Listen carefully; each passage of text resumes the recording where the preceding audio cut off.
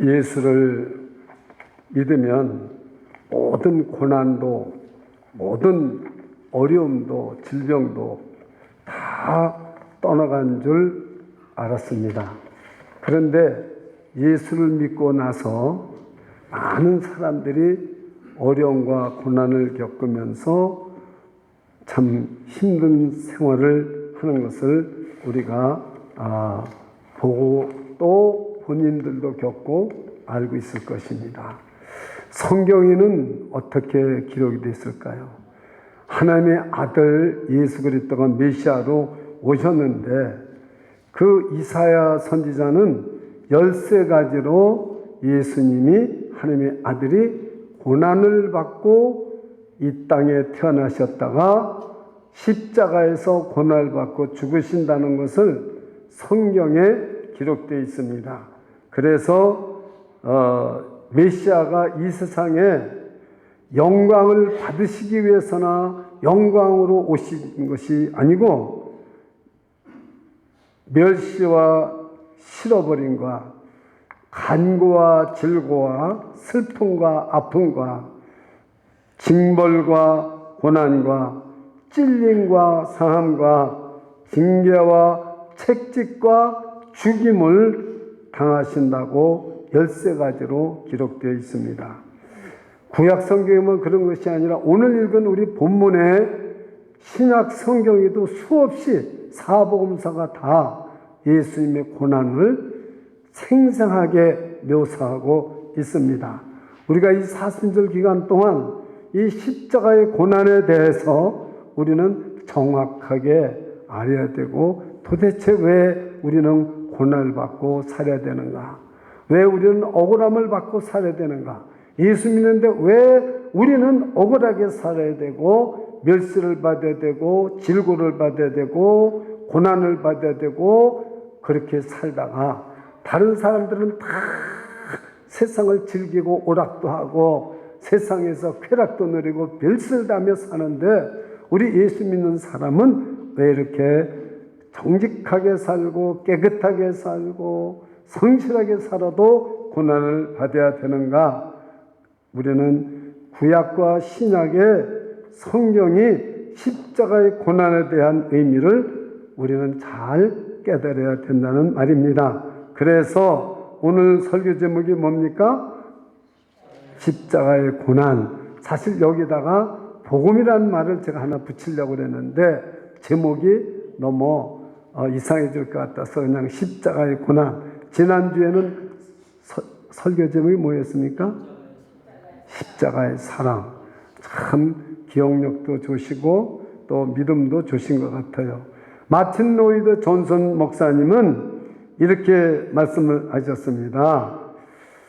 죄와 허물이 너무나 많은 우리 죄인들에게 예수님께서 십자가에서 피 흘려 죽으시면서 우리를 구속해 주셨지 않습니까? 그런데 예수님은 고난과 고통과 저주와 죽음을 받으셨다는 거죠. 그래서 우리는 오늘 여러분이 마지막 찬송 한 것처럼 예수님을 바라보고 살아야 된다는 거죠. 여러분이 억울한 일 당하셨습니까? 여러분이 지금 고난 중에 있습니까? 여러분이 지금 말로 할 수 없는 억울함과 분노가 있습니까? 그 예수님은 하늘의 영광된 보좌를 버리시고 낮고 천한 이 땅에 오셔서 어렸을 때부터 태어나면서부터 어디에 태어났습니까? 짐승의 구유에 누웠습니다. 태어나면서부터. 어디서 죽으셨습니까? 십자가에서 죽으셨습니다. 태어나면서부터 죽을 때까지 고난과 고통과 저주와 죽음을 당하시고 죽으셨습니다. 33년 동안 예수님께서 공생에 하나님의 일을 하면서 기적과 표적을 일으키면서도 33년 동안은 목수로서 3년 동안 일하기 전에 목수로서 가난과 고난과 저주와 실험과 그러한 죽음으로 세상을 마쳤어요. 여러분 인생을 얼마나 사셨는지 모르지만은 103세를 사는 분의 하루 일과를 쭉 이렇게 펼쳐주면서 어떻게 지내는가를 보여주더라고요. 거기에 그분 보니까 뭐 놀러 간다든가 뭐 자기를 즐긴다든가 취미생활 전혀 없어요. 그저 야산에 올라가서 등산하고, 그리고 저 가서 그래서 거기 가서 글 쓰고, 그리고 자기가 묻힐 때 양구에 가서 묻히려고, 그 고향이 없기 때문에 그 북쪽에 가까운 양구에 가서 안병욱 선생 묘소 있는데 자기도 거기에 가서 부탁한 말을 듣고 처량하게 갔다 오더라고요. 그러면서 그 생애가 우리가 생각하는 것처럼 그렇게 행복하게 그렇게 뭐 누리고 사는 삶이 못 되더라고요. 그렇습니다. 여러분, 우리는 왜 이렇게 우리가 고난을 당할 때 예수님을 바라봐야 되는가? 예수님을 바라보자는 거죠. 그래서 오늘 우리 찬송은 465장이지만은 새청은 407장에 언제나 주는 날 사랑하사 언제나 새 생명 주시나니 영광의 그날에 이르도록 언제나 주만 바라봅니다. 아멘. 아멘이십니까? 언제나 주만 바라봅니다. 언제나 주만 바라봅니다. 제가 설교 본문을 주지 않았는데 오늘 이 마지막 찬송이 첫 번에 안 나오고 마지막에 나왔다는 게 저는 너무나 감사했어요. 언제나 주만 바라봅니다. 저도 이렇게 세상을 시작할 때는 남이 부러워할 정도로 정말 모든 일이 잘 됐습니다. 지금 많은 젊은이들은 경쟁력이 얼마나 센지 몰라. 학교에 들어가려도 경쟁력이 세고요. 그리고 인류대학교를 나왔더라도 좋은 직장, 연봉 20만 불, 40만 불짜리 들어가려면 얼마나 경쟁이 많은지 몰라요. 경쟁에서 타락하면은 소용이 없어요. 그렇지 않습니까? 근데 옛날에는 경쟁력이 많지가 않았어요. 인류 회사에서 찾아와가지고 우리 회사 와달라고 선전을 할 정도였어요. 그러니 여러분, 얼마나 학교를 졸업하고 나갔을 때 자신 있겠어요. 그 들어가서 살면은 지금은요 10년 20년 해도 집 한 채 못 사는데 저는 1년 반 지나가지고 집을 한 채 샀어요. 그 한 채 팔으니까 또 두 채 사게 됐더라고요. 그 직장 생활이 그만큼 좋았다는 거죠. 지금은 어림도 없어요. 그러면서 옛날 선배들이, 옛날 산사들이 너는 왜 지금 이 모양 이 꼴로 사느냐? 어떻게 집 한 채도 없이 사느냐? 그 말 못합니다. 한국에 가보세요. 집 사는 것이 얼마나 어려운가. 그리고 부익부, 빈익빈으로 해서 부자들은 계속 부자. 계속 빌딩 사고 아파트 사고. 그러니까 남의 잠자리를 빼앗는 거예요. 그래서 많은 사람들이 집이 없이 어려움을 겪고 있잖아요. 고난을 겪고 있잖아요. 그래서 그런 거지. 그렇게 투기 안 하면은 절대로 집이 모자랄 리가 없다고요. 나라에서 암만 주택 계획을 세워가지고 집을 지어놔서 어려운 사람 살게 해도 소용없어요. 안 돼요. 판자촌 집 그거 하면 그 티켓도 부자가 사가지고 아파트 나오고 당첨돼가지고 10배, 20배 팔아먹는 그런 시대에 살게 되는 것이 한국이었어요. 지금은 또 지금 나름대로 있습니다. 그래서 우리 고난받을 때 어떻게 해야 되느냐? 우리는 주님만을 바라봐야 된다는 거죠. 왜요? 그 영광된 보좌를 보시고 낮고 처는 이 땅에 오셔서 그 가난과 고난과 그 모든 채찍과 핍박과 죽임을 당하시고 마지막 마친 그 주님을 바라보라는 거죠. 여러분 그 주님을 바라보면 어떤 일이 생기겠습니까? 여러분 그 체험을 못했죠. 바라보십시오. 바라봐야 체험이 생깁니다. 저는 남산 꼭대기에 올라가서 이 많은 사람들이 집이 있는데 저는 잘 곳이 없어요. 그래서 형님이 가정교사 하는 집에 억지로 얘기해가지고 거기 가서 자면서 대학교 입학시험을 치렀어요. 시험 치는 날까지만 있게 해준다는 거예요. 시험을 다 쳤는데 합격을 보고 가야 되잖아요. 갈 집이 없어요. 장충당 공원에 가서 작가, 지금처럼 노숙자도 없어요. 어디 가서 자겠어요? 그것이 1961년도입니다. 1961년에 여기 태어나지도 않은 분이 있을 거예요. 그렇습니다. 그 제가요, 학교를 들어맞고 제가 하숙집에 있으면서 가정교사도 하면서 그렇게 해가지고 있으면서 제가요, 예배당에 가서 예배를 드리고요, 예배를 드리고도요, 십자가를 바라보고 제일 늦게 나왔어요. 무슨 일이 생기느냐? 십자가를 바라보면 우선 마음이 평안이 생겨요.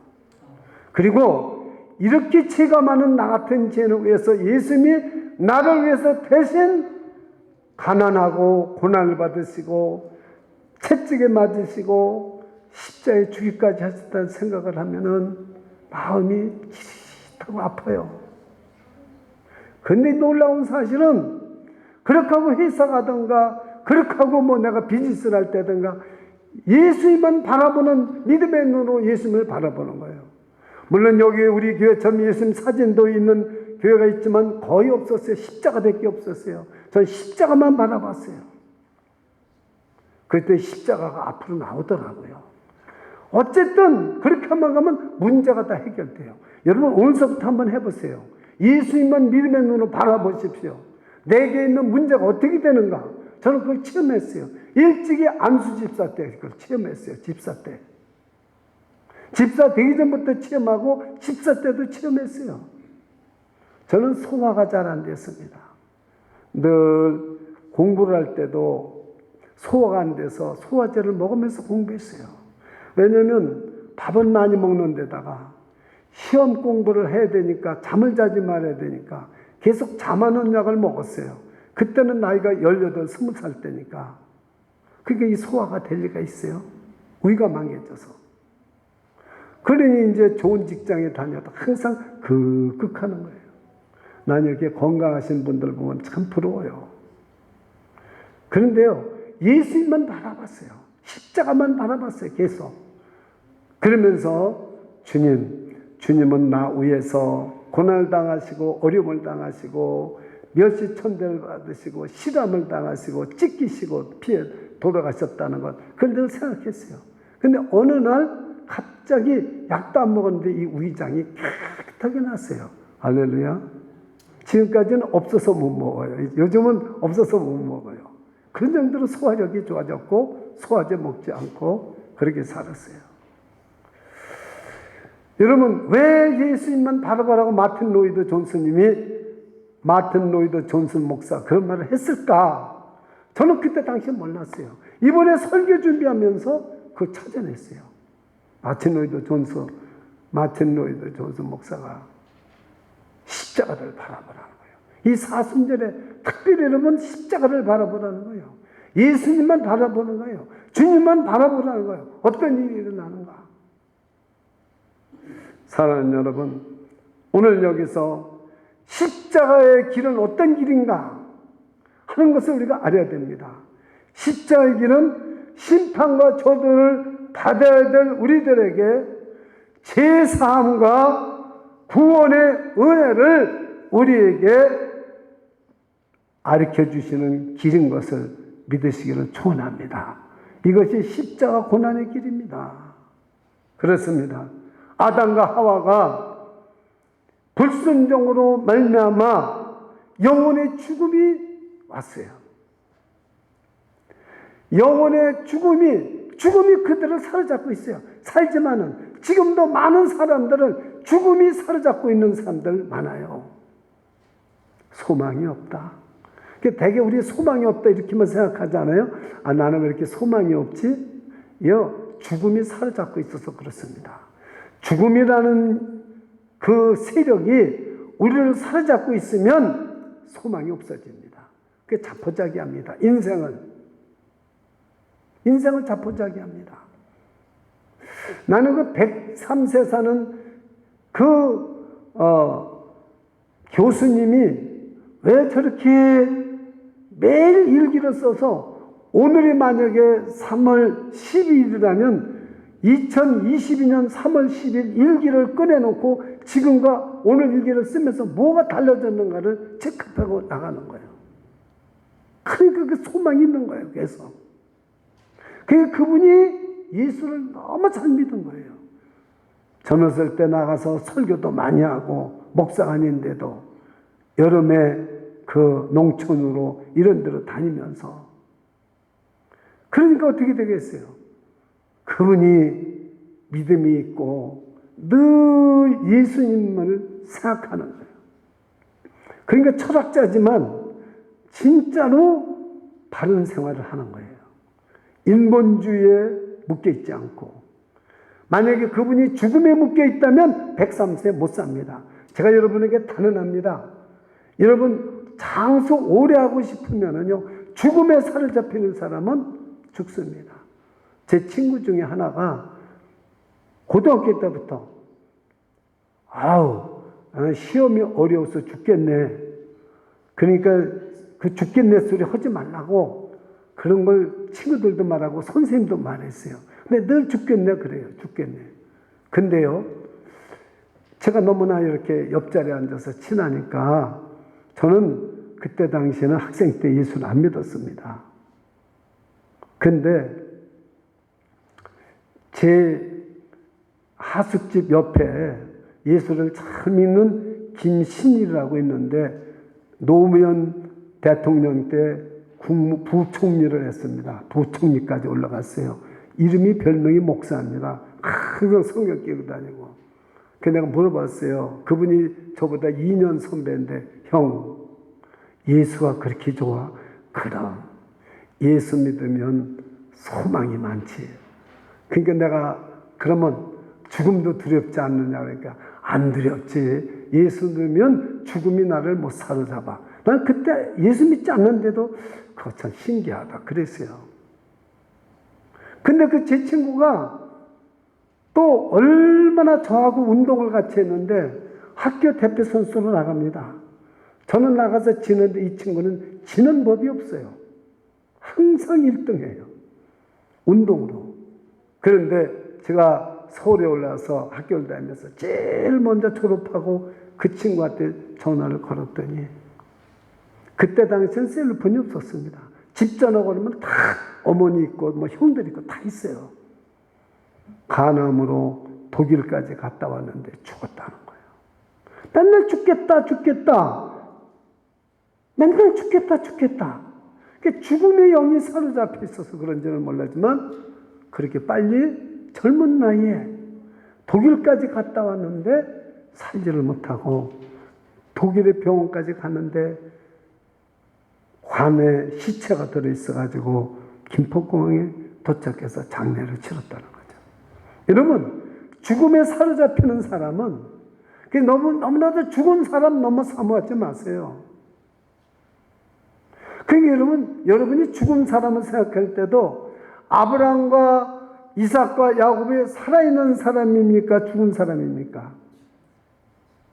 살아있는 사람이에요. 우리는 죽었지만 하나님께서는 살아있는 사람이에요. 살아있는 사람을 생각해야지 죽은 사람하고 영원 결혼하고 죽은 사람 매여 있지 마세요. 여러분, 아담과 하와가 죄를 져서 육적으로는 살아있지만은 영은 죽어 있어서 사로잡혀 살다가 간 거예요. 우리는 지금 죄 허물로 죽었지만은 예수를 믿고 살아서 새 생명을 가지고 우리는 영생을 가지고 살아가는 걸 믿으십니까? 바로 예수님이 십자가의 고난의 길을 갔기 때문에 우리는 그 예수님을 믿어서 우리는 이렇게 지금 이 세상에서 어떤 고난 가운데서도 우리는 영생의 길을 죽어서 가는 게 아니에요. 살아서부터 영생을 가지고 우리가 살아가는 걸 믿으시기를 축원합니다. 그래서 우리는 이 생각하면 됩니다. 오늘 하나님의 아들이시라도 가난과 고난과 그리고 채찍질과 그리고 그 죽음을 당하셨는데 우리가 어떻게 이 사는 길이 고난이 없을 수가 있겠는가? 그렇습니다.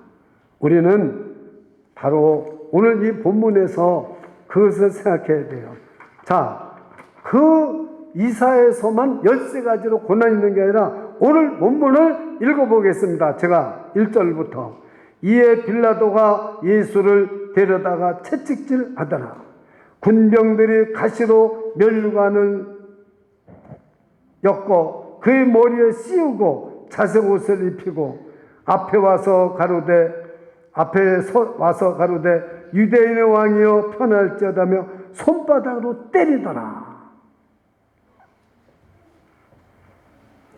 여러분, 저는 손바닥으로 제가 이 얼굴을 맞아가지고요, 이 손바닥으로 얼굴을 맞는다는 게 얼마나 모욕과 내 영혼이 죽습니다.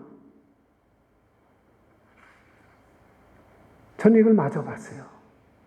저는 아이들을, 자식을 키우면서도 이 손바닥으로 얼굴 한 번 안 때렸어요. 그때부터 전 안 때려요. 내가 맞아봤거든요.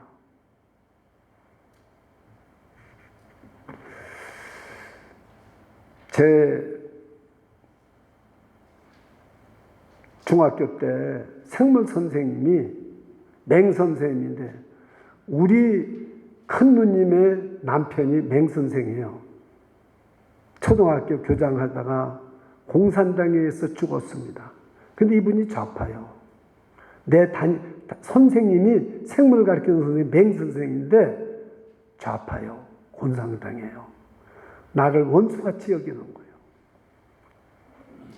그래가지고 아무 잘못도 없는데 나오라고 그래가지고 얼굴을 착착착 때리는 거예요. 잘못도 없는데. 저는요, 왜 제가 고등학교 가서 운동을 했는지 아세요? 내가 이 선생한테 원수를 갚아야 되겠다. 이걸 내가 내가 장생해서 내가 유도를 해서 학교 선수까지 나갈 정도니까 저 정도 선생 하나는 패치기 해도 문제가 없겠다고 그까지 했어요. 왜? 이 얼굴 뺨 맞은 게 너무 모욕스러운 거예요. 학생들 앞에서. 잘못도 없는데. 저는 모범생으로 우등생장이 우등상을 늘 받았어요. 그런데 그걸 그렇게 때리는 거예요. 왜? 우리 매형의 집안원인데 요 씨가 요게 있어서 요래 가지고서는요. 그분은 공산당을 반대했어요. 그게 돌아가신 거예요. 12식구가 총알로 따발총으로 쏘서 다 죽었어요. 우리 매형과 우리 누님과 다 한 자리에서 죽었어요. 맹어코라고 조카가 지금 살아있어요. 고관은 물고기 잡으러 가서 살아있어요. 여러분 절대 사람 뺨 때리지 마세요. 이건요 10년 20년이 모욕감이 갑니다. 우리 예수님을 뺨을 때렸잖아요. 여기 나왔잖아요. 저는 그래서 오늘 이 본문을 잡은 거예요. 예수님이 어떤 모욕을 당했는지 아세요? 저 여러분을 구원하려고 이런 모욕까지 채찍질 맞으시고, 좀 이따 또 채찍질에 대해서 말씀을 드리겠어요. 손바닥으로 때렸어요. 그래서 제가 이 손바닥으로 때리면요, 여러분 아이들이라도 이 손바닥으로 잘 때렸습니다. 선생님도 옛날에 손바닥 잘 때렸어요. 때리려면 매를 가지고 때려야지 손바닥으로 때리면 안 되는 거예요. 모욕감이 아주 완전히 짓밟는 거예요, 영혼을. 저는 그래서 중학교 때부터 대학 졸업 때까지 10몇 년을 넘게끔 칼을 갈았던 겁니다. 원수를 갚으려고. 그리고 내려갔어요. 천안에, 서울에서. 만났겠습니까? 못 만났겠습니까? 만났으면 살인자가 돼서 목사가 안 됐을 거예요. 가보니까 암으로 죽었어요.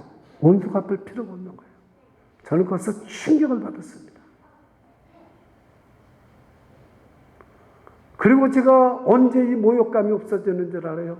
오늘 본문에서 손바닥으로 예수님도 맞았는데 나 같은 죄인이 손바닥으로 맞은 것이 무엇이 그렇게 대단할까? 여러분 억울한 분이 있습니까? 예수님을 바라보십시오. 거기서 저는 이 마음이 씻어졌어요. 왜 예수님을 바라보라고 하는지 여러분 아셔야 됩니다. 그 다음에 제가 오늘 설교 요제는 쓰지 않았는데 여러분이 인생을 살다 보면 미운 사람이 있습니까? 없습니까? 있어요? 없어요? 여러분은 뭐 거룩해가지고 없는 것 같아요. 미운 사람이 있습니다. 참 미운 사람이 말도 못하고 미운 사람이 있어요. 여러분 세상을 살다 보면 억울한 일이 있습니까? 없습니까? 있습니다. 저는 중학교 때 억울한 일을 가지고 대학교 졸업 맞고 사회인이 될 때까지도 억울함을 가지고 있어요. 그분이 암으로 돌아가셨다는 그 얘기 들었을 때 그 억울한 것이 다 없어졌어요. 억울한 미움 이게 언제 없어지는지 아십니까? 그 사람이 죽었다고 해서 없어지는 거 아니에요. 사실은요. 다 같이 저를 따라서 보세요. 주님의 고난을 바라보자. 예수님의 십자가의 고난을 바라볼 때 내 미움이 사라져요. 더 중요한 것은 주님의 신음 채찍 소리가 들려요. 저는 주님의 채찍 소리를 들었습니다. 여러분 사순절 지금 새벽 기도를 하는데 여러분이 그 기도만 하고 끝나지 말고 그 십자가의 고난을 생각하면 채찍 소리가 들릴 수도 있습니다. 여러분 중에 분명히 채찍 소리를 듣는 분이 있을 줄 믿습니다. 그 채찍 소리를 들을 때 내 속에 있는 미움이 사라집니다. 내 속에 있는 불안이 분노가 억울함이 사라진다는 사실을 믿으시기 바랍니다. 약으로도 안 돼요. 누가 선물 사준다고 나를 미워하는 사람이 선물 사주면 더 미워. 여러분 한번 경험해 보세요. 이게 실제 설교입니다. 예수님의 신음소리, 채찍소리, 그 예수님의 덩어리의 채찍은 숫자를 정해놓지 않고 때렸다는 사실입니다. 여기 오늘 채찍에 맞으시고 보통 일이 아닙니다. 여러분 가시면류관을 어떤 가시인가 예루살렘에 갔더니 가시가 손가락만 해요. 그걸 엮어가지고 여기다 찌르면요 피가 줄줄 나고 어디라도 아프잖아요. 예수님이 얼마나 그걸 참으셨겠어요. 신음소리. 여러분이 지금 사순절 기간 동안에 이 고난 중간에 예수님이 그 가시관을 쓸리고 신음소리를 들으시는 여러분이 되시기를 축원합니다. 예수님은 바라보고 끝나는 것이 아닙니다. 그 채찍에 맞으시는 아픔소리, 신음소리, 채찍소리, 그 가시면을 쓰시고 신음소리, 그 소리가 들려야 이 사순절을 바르게 지낸다고 저는 생각합니다. 여러분과 저가 큰일을 해오라는 게 아닙니다. 주님의 그 고난의 길을 아십니까?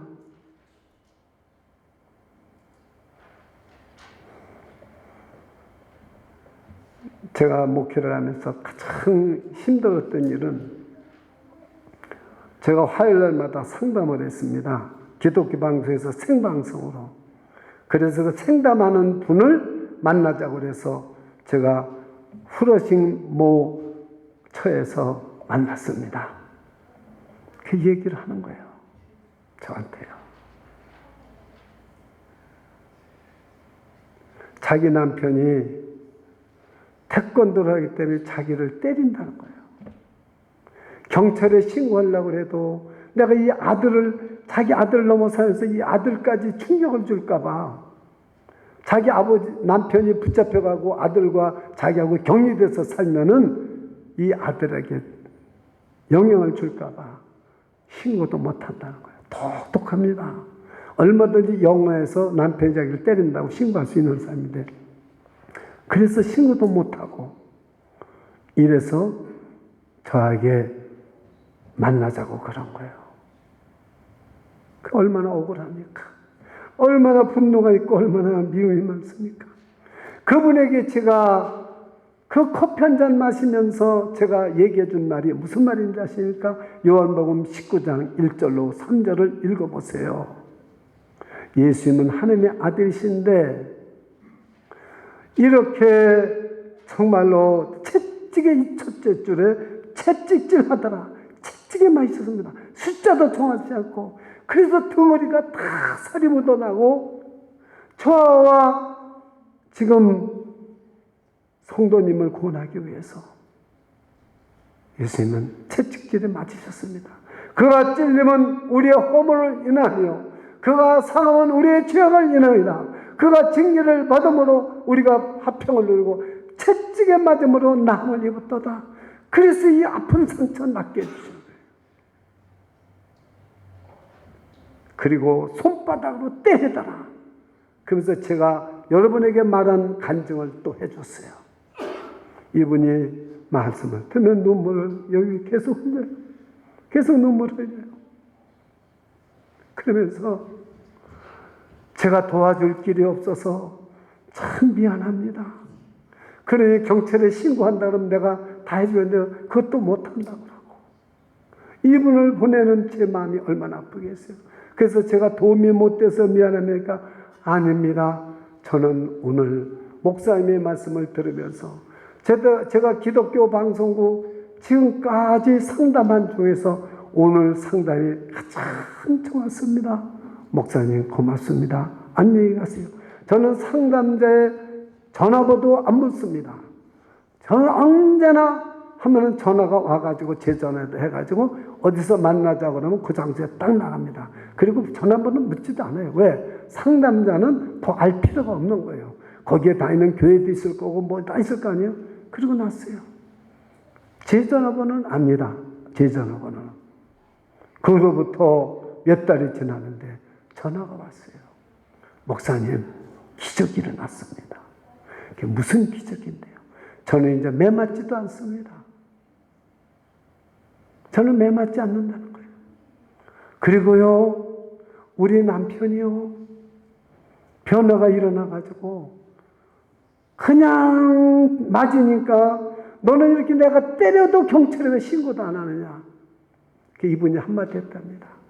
예수님은 채찍질에 맞으시고 손바닥으로 맞아도 신고하지 않았다. 오늘 설교 이제 다 나옵니다. 끝머리 되지. 그랬더니 때리는 걸 멈추더래요. 그러더니 하는 말이, 그 다음 주일인데, 야, 너 믿는 예수 나도 좀 한번 가보자. 그래가지고 교회 갔다는 거 아닙니까? 그런데 그날 마침 신영균 목사님이 부흥회가 시작한 날이랍니다. 이분이 거기서 깨져버린 거예요. 은혜를 받아가지고 예수를 믿게 됐다는 겁니다.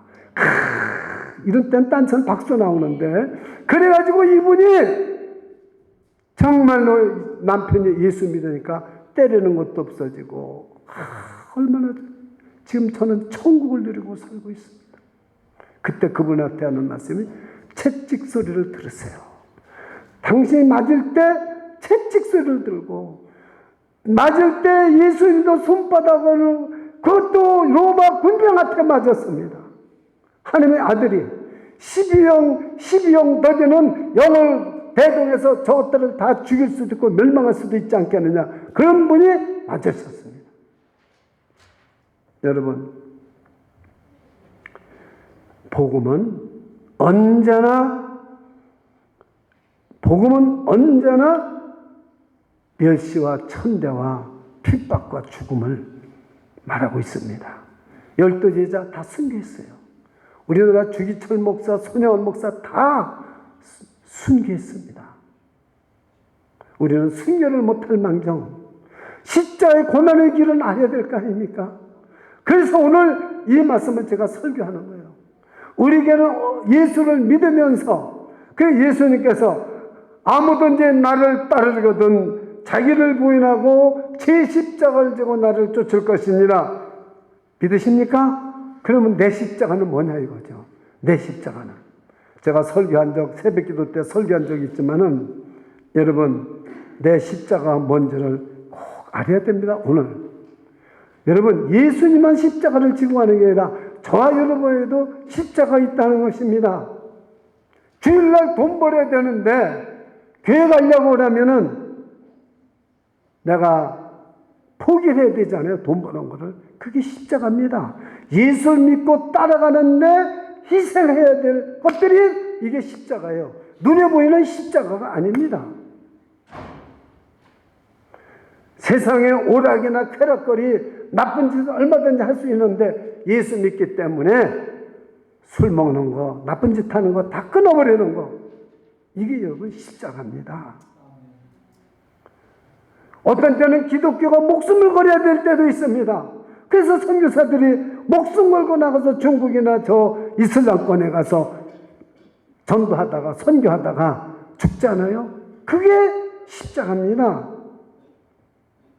여러분, 최고의 명문대학교를 나오고 얼마든지 좋은 직장에서 일할 수 있는 사람이 선교사로 가는 사람이 있지 않습니까? 그게 바로 십자가입니다. 어느 사람이 예수를 잘 믿는 집사인데 꿈을 꿨답니다. 너무나도 이 사람은 세상 사는 게 너무 어려워요. 예수를 믿어도 살기가 어려운 사람들 많이 있습니다. 저는 참 그런 분들에 대해서 굉장히 동정심을 가지고 있어요. 얼마나 힘든지 몰라요. 억울한 일도 많고. 근데 이 십자가 꿈에 자기가 십자가를 지고 간답니다. 십자가를 지고 갔대요. 근데 자기 십자가는 유난히 길더랍니다. 다른 사람을 보니까 십자가가 조금 몇 개 안 긴데 자기는 그 사람들보다 한 발이나 더 길게 있더라는 거예요. 근데 예수님 앞에서 걸어오시더래요. 그래, 꿈에 예수님, 제 십자가는 왜 이렇게 기릅니까? 좀 잘라주세요. 너무 무겁습니다. 예수님이 빙그레 웃으시더래요. 정말 잘라주래? 예, 잘라주세요. 그러니까 십자가를 잘라주시더랍니다. 기럭지럭. 가볍겠습니까? 안 가볍겠습니까? 가볍죠. 예수님이 자기 기도를 잘 들어주신다. 조금 가다 보니까 또 깨가 난 거예요. 이거보다 조금만 더 짧으면은 괜찮을 것 같은데, 예수님 한 번만 더 잘라주시면 안 되겠습니까? 그래, 한 번 잘라가지고도 그런데 너 또 잘라달라고 그러냐? 그래, 그럼 네가 이렇게 소원이면 잘라주지. 또 잘라주셨습니다. 그래서 저 얼마만큼 걸어갔는데 이제 갈만하고 가벼운데 자꾸 자르면 자를수록 가벼운 생각이 나서 예수님 이번 한 번만 더 잘라주세요. 그리고 자르는 아주 기럭지까지 손으로 여기까지 잘라주세요 해서 몽땅 잘랐답니다. 예수 십자가를. 그래서 다 걸어갔는데 요단강 물이 시퍼렇게 건너 앞에 그냥 강물이 탁 있더래요. 근데 다른 사람들은 십자가를 긴 십자가를 타고 딱 엎드려서 십자가를 해서 동동동동 떠서 다 가는데 이건 짤막해서 들 수가 없다는 거예요. 거기서. 그래서 아이고 주여 이 죄인을 용서해 주시라고 깨니까 꿈이더랍니다. 여러분, 그 꿈인 얘기를 누가 했지만은 참, 여러분과 저가 십자가가 무겁고 기릅니까? 절대로 예수님한테 잘라달라 소리 하지 마세요. 잘라달라 소리 하지 마세요. 여러분, 오늘 참 저는 이 십자가의 길이 무엇인가, 십자가의 고난이 무엇인가를 어떻게 설교해야 될지를 얼마나 고민했는지 모릅니다. 그래서 제 체험과 깨달은 것을 여러분에게 지금 말씀을 드리는 겁니다. 저는 요한복음 19장, 요즘 새벽에 요한복음을 제가 설교하고 있지만 옛날하고 다르죠. 너무나도 다릅니다. 지금 이 19장에 제가 15절까지 본문을 정했다가 6절에서 끊어버렸어요. 갈 수가 없어요. 더 이상. 6절에서 끊은 것입니다. 여러분 보십시오. 이 십자가의 고난은 심판과 저주를 받아야 될 우리들에게 제사함과 구원을, 은혜를 가져다 주시는 놀라운 길인 것을, 십자가의 고난은 놀라운 길인 것을 오늘 깨달을 수 있는 저와 여러분이 되시기를 축원합니다.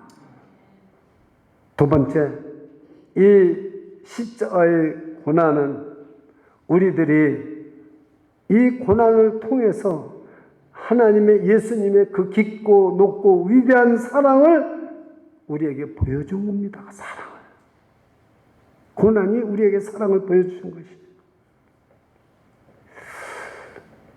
여러분, 저는 참 우리 부모님을 잘 만났어요. 얼마나 성실하게 우리 아버님이 일을 하시는지, 그 시골에 땅을 좀 많이 가지고 있어도 학교를 만들어서 멀리 학교 다니는, 제가 그렇게 고생을 하고 하숙을 해서 세상에 도시로 나갔으니까 나중에는 학교를 우리 동네에다 분교를 줘가지고 물 건너가지 말고 먼 데 가자, 뭐 여기서 학교를 다니게끔 해줬어요. 선생님들이 와서 가르치게 만들고. 그리고 담배 농사, 무슨 고추 농사, 무슨 별 농사를 다져가지고 돈이 나오는 거는 해가지고 세 아들들을 대학교를 보내고, 그 딸들을 다 시집 보내고, 그런 일을 하다가 참 보시는데, 얼마나 사랑을 하냐면은 방학 때 가서 아버지 너무 힘드시죠? 이렇게 하는 게 아니다. 니들이 이렇게 잘 잘해주는데 내가 왜 힘드냐? 저는 예수를 믿지만 그 우리 아버지의 사랑을 정말, 우리 하나님 아버지 사랑을 참 깨닫기가 좋습니다. 왜냐하면 우리 아버지가 너무나 진짜로 사랑을 해줬기 때문에 자녀들을. 그래서 여러분들도 자식을 사랑하면은 그 자식이 다 압니다. 그래서 하나님이 세상을 이처럼 사랑하사 독생자를 주셨으니 이는 저를 믿는 자마다 영생을 얻고 멸망치 않는다고 그랬어요.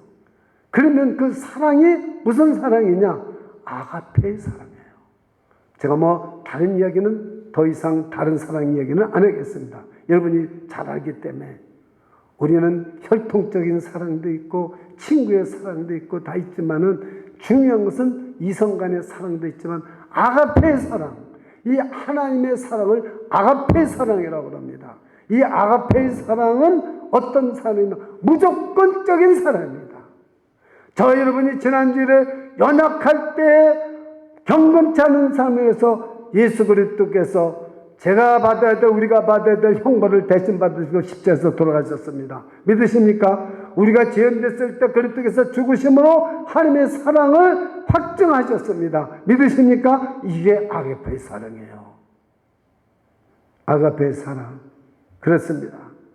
무조건적인 사랑이요, 일방적인 사랑입니다.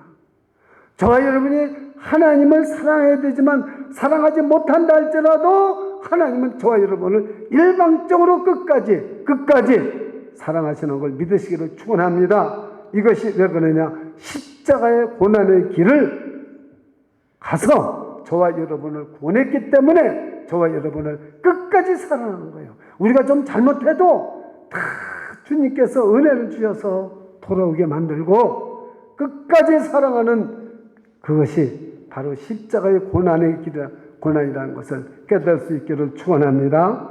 그렇습니다. 예. 마지막으로 예수님의 고난의 십자가의 고난은 진정한 승리입니다. 진정한 승리. 우리는 세상에서 승리라고 하면 뭐를 승리라고 합니까? 전쟁에서 싸워서 이겨야 돼요. 경쟁에서 이겨야 돼요. 여러분이 비즈니스라면 돈을 벌어야 승리한 거예요. 돈 못 벌고 여러분 만약에 망하면은 여러분은 절대 실패한 거예요. 여러분 가정이 무너지면은 세상 사람들이 비웃습니까? 비웃지 않습니까? 비웃습니다. 그러나 여러분은 비웃지 마세요. 저는 비웃지 않습니다.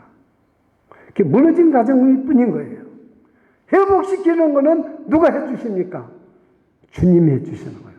이제 지금부터 이제 말씀을 잘 들어보세요. 마지막 십자의 고난의 결말입니다. 승리가 뭐냐? 돈 잘 벌고 내가 자식 잘 키우고 이혼 안 하고 잘 사는 게 승리입니까? 아닙니다. 절대 그 승리 아닙니다. 우리가 세상에서 전쟁에서 영토 차지하고 그게 승리입니까? 절대 승리 아닙니다. 내가 세상에서 경쟁에서 이겨서 잘 사는 거 승리입니까? 절대 승리 아닙니다. 왜요? 지금부터 말씀드리는 걸 잘 들으세요. 예수님이 영광된 보좌를 보시고 낮고 천한 이 땅에 종의 형태로 오셨습니다. 그리고 가난과 고난과, 오늘 설교가 엄청나게 중요합니다.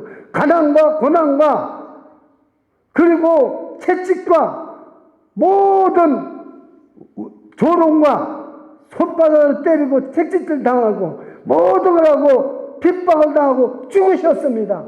성공입니까? 실패입니까? 실패입니다. 세상 눈으로 볼 때는 실패입니다. 여러분 인생을 포기하지 마세요. 세상 눈으로 볼 때는 실패입니다. 그런데 예수님은 십자가에서 돌아가셔서 실패로 끝난 게 아니라 장사한 지 3일 만에 부활하신 걸 믿으십니까? 승리입니까? 실패입니까? 승리입니다. 실패하고 승리하셨어요. 우리 눈으로 볼 때 여러분 지금 우리의 인생이 실패를 보지 마세요. 지금 어떠한 위기에 닥쳐고 여러분이 길바닥에 나섰다든가 여러분이 어떤 어려움을 겪는가 여러분이 질병이나 무슨 암에 걸렸거나 질병에 걸려 있다고 해서 실패입니까? 아닙니다. 끝까지 내가 어떻게 믿음을 지키고 살아가느냐 그게 딸려있는 거예요. 그렇습니다. 여러분 예수님은 진정한 승리를 어떻게 말합니까? 낮아져야 된다는 거예요. 비워야 된다는 거예요. 낮아지고 스스로 비워야 된다는 거예요. 스스로 죽기까지 복종해야 된다는 거죠. 저와 여러분의 믿음에 스스로 죽기까지 복종해야 우리는 다시 승리하고 우리는 하나님 나라에서 영원히 산다는 것입니다. 믿으십니까? 그래서 진정한 승리는 지금 20억도 넘는 세계 인구들이 예수님 앞에 무릎을 꿇습니다. 여러분같이 똑똑한 분들이 지금 예수님 앞에 무릎을 꿇습니다. 왜 실패한 예수님께 무릎을 꿇습니까? 예수님은 스스로 고난의 길이 가난과 고난과 핍박과 죽음이었지만 스스로 낮아지고 죽기까지 복종했지만 부활하셨기 때문에 그렇습니다. 부활하셔서 하늘과 땅의 모든 권세를 가지시고 저 여러분을 구원하시는 구세주요 하나님이시기 때문에 지금 20억이 넘는 인구들이 예수님 앞에 무릎을 꿇습니다. 할렐루야. 지금까지 2000년 동안 예수님 앞에 무릎 꿇은 사람 생각해 보세요. 얼마나 많겠는가. 실패라고 예수님을 볼 사람 하나도 없습니다. 저 여러분도 마찬가지입니다. 정말로 그래서 그것이 뭐냐. 우리가 예수님같이 되라는 게 아니라 예수님이 진정 남겨놓은 것이 뭐냐. 예수님은 그렇게 낮아지고 죽기까지 복종해서 남은 것이 뭡니까? 생명을 구원했고 사랑을 변치 않고 저와 여러분을 사랑하고 저와 여러분에게 생명을 주시고 그리고 평화가 있다는 말입니다. 그래서 지난주에 하나님과 화평을 누리자. 저와 여러분들이 다 모든 걸 잃어버리고 병이 들고 성공하지 못해도 진짜 여러분이 이웃을 사랑하고 여러분들이 정말 예수 그리스도를 믿어 생명이 있고 진정한 평화를 누린다면 여러분과 저의 인생은 성공한 인생입니다. 우리가 아무리 세상에서 성공했어도 사랑도 없고 평화도 없고 남하고 싸우기나 하고 분쟁이나 일으키고 미워나 그거는 실패한 인생입니다. 여러분 오늘 우리 안에 있는 미움, 분노 이거 다 십자가 보혈을 쓰시고 예수님의 채찍의 소리를 들으면서 없어지는 은혜가 있기를 축원합니다. 우리가 사랑하지 못한 사람이 있습니까? 사랑하십시오. 용서하지 못한 사람이 있습니까? 용서하십시오. 그게 참다운 승리입니다. 원수를 갚는 게 승리가 아니라 원수를 사랑하는 게 승리입니다. 그래서 예수님은 정말로 이렇게 세상 사람들 볼 때는 세상 사람 남을 모험에 빠뜨리고 남을 넘어뜨리고 내가 남을 죽이기까지 하고 성공해야 되는 거예요. 승리. 그러나 예수님은 스스로 낮아지고 죽기까지 이 목숨 십자가 못 박아 죽기까지 하나님께 순종했더니 사랑과 생명과 화평을 우리에게 주신 것을 믿으시기를 축원합니다. 축원합니다. 기도하겠습니다. 주 예수님, 십자가의 고난의 길이 무슨 길인지를 깨닫게 해주시니 감사드립니다. 우리가 얼마나 교만했는지 모릅니다. 우리가 알게 모르게 정말 세상에서 이기려고 몸부림을 치고 세상에서 성공하려고 가진 수단만고 가리지 않고 살았던 허무한 인생을 고백합니다. 주님은 다 버리시고 주님은 스스로 낮아지시고 주님은 가늠한 여자의 친구가 되시고 세리의 친구가 되시고 주님은 저들을 구원하기 위해서 끝까지 목숨까지 버리고 십자가에서 피 흘려 돌아가셔서 생명을 주시고 사랑을 주시고 화평을 주셨습니다. 이것이 바로 십자가의 고난의 길입니다. 우리가 이 사순절 기간 동안 십자가의 고난의 길을 우리도 걸어가게 주옵소서. 나를 부인하고 십자가의 고난의 길을 걸어가는 우리가 되게 주옵소서. 우리 십자가 무겁습니까? 너무 십자가 기릅니까? 잘라달라고 하지 마시고 주님이 주시는 능력과 은혜로 우리의 믿음의 길을 끝까지 이기며 승리하며 걸어갈 수 있도록 은총 베풀어 주옵소서. 예수 그리스도 이름으로 기도드리옵나이다. 아멘.